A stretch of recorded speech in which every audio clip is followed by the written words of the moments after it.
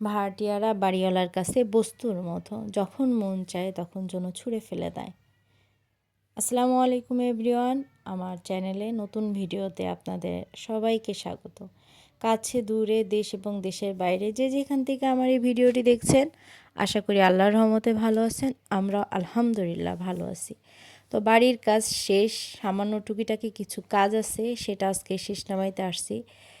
কিছু কারেন্টের কাজের বোর্ড লাগাইতে বাকি, সুইচ লাগাইতে বাকি আছে, হাউস পরিষ্কার, আর সামান্য একটু ভুলের জন্য একটা কাজ ডাবল করা লাগছে।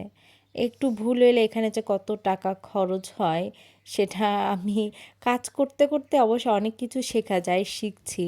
সামনে যে কাজগুলো করব তাতে যাতে ভুল না হয় সেই চেষ্টাই করব। তো এটা হচ্ছে বেলকনির সাথে বেডরুম, আর সামনেটা ছিল ড্রয়িং রুম, আর ওই পাশেটা আছে মাস্টার বেড। মোট 2টা বেড হয়েছে। ড্রয়িং রুমটা আমি বেশি বড় করেই করছি, কারণ ওটা বেশি বড় লাগে একটা অনুষ্ঠান বা মানুষ এসে ম্যাক্সিমাম সবাই তো ড্রয়িংয়ে বসে, তো ড্রয়িং রুমটা বড় না হলে হয় না।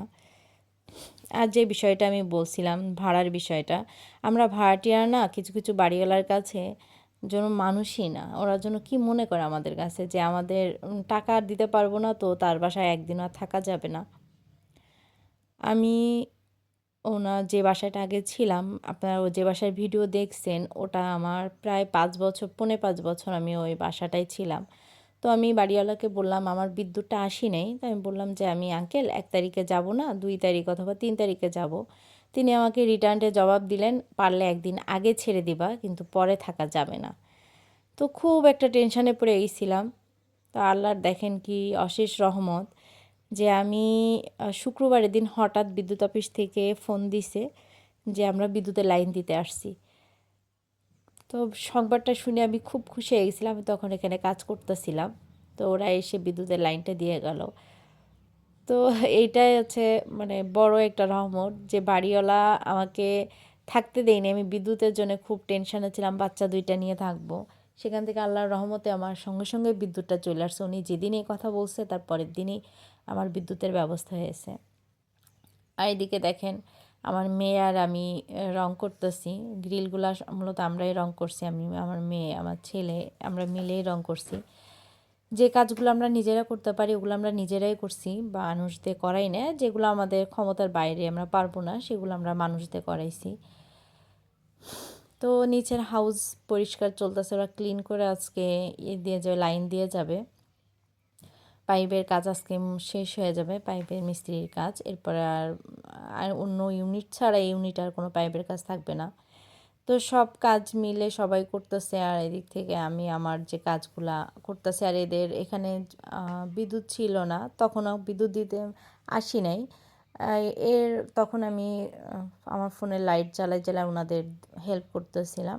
আর দেখেন এই ভুলটা, এই সামান্য ভুল, এখানে আমি ছিলাম না। তো ওরা কি করছে, জায়গাটা উঁচা করে দিছিল, তো খুলে আবার নতুন করে ওখানে সেটিং করতে হচ্ছে। ওটার জন্য আমরা এখানে যে একটা স্লাইড হয় গাড়ি উঠানোর, ওইটা করতে পারতেছিলাম না। তো দেখেন সেই আমার বিদ্যুৎ অফিসের লোক চলে আসছে। ওনারা 10 সর্বোচ্চ 20 মিনিট মতো লাগছে, ওনারা কাজ করে দিয়ে গেছে। এইটুকুর জন্যে আজকে বাড়িওয়ালার কাছে আমি মানে লজ্জিত। আমি 4টা বছর থেকে আসছি, সে একটা দিন থাকতে দিল না। আর 1 তারিখে যে ছাড়তে হবে আমার মনে হয় না এমন কোনো নিয়ম কোথাও আছে। তো যাই হোক, যা হয় ভালোর জন্যেই হয়, ভালো মন্দ মিলেই তো দুনিয়াটা। তো এখানে দেখেন একটু ভুলের জন্য এই যে যত পাইপ দেখছেন সব ওয়েস্ট হয়ে গেল, নষ্ট হয়ে গেল। সব কিছু ডাবল ডাবল কিনে আমার এখানে করতে হলো।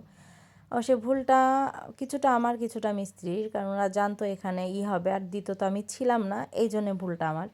নিজের কাজ নিজে দেখাই না করলে যেটা হয়। তারপরে যাই হোক, ওনাদের কাজগুলো খুব সুন্দর নিখুঁতভাবে হয়েছে। শুধু এখানে একটু ভুল ছিল, তো সেটাও সংশোধন হয়ে গেছে। এখন আর কোনো সমস্যা নেই। কাল বা পরশু আমরা বাড়িতে উঠবো। সবাই ভালো থাকেন, সুস্থ থাকেন।